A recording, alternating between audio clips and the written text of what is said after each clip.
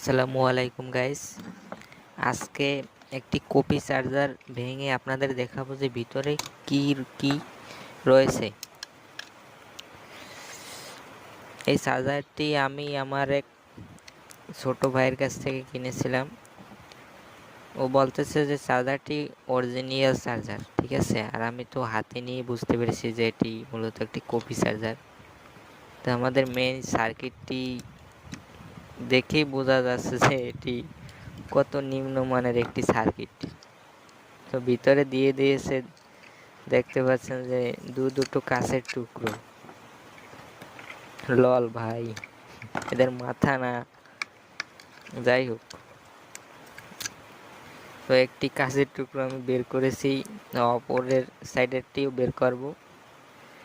তো কিছু অসাধু ব্যবসায়ী ভাইয়েরা আর কি এ ধরনের কাজ করে থাকে।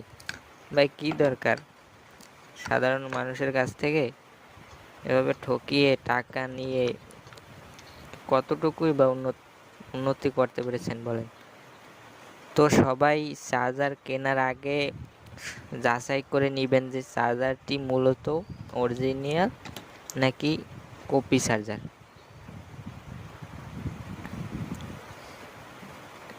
যাচাই যদি না করেন তাহলে এভাবেই আপনি ঠকবেন, ঠিক আছে। তো কেনার আগে অবশ্যই যাচাই করে নেবেন। তো এটা এবার লেখাও আছে যে আউটপুট 5 ভোল্ট 2 অ্যাম্পিয়ার। ভাই কীভাবে এটি 2 অ্যাম্পিয়ার আউটপুট দেয়? আমার মাথায় ধরে না। এর থেকে তো লোকাল মার্কেটে নিম্নমানের চার্জারগুলো তো ভালো একটা সার্কিট ব্যবহার করা হয়।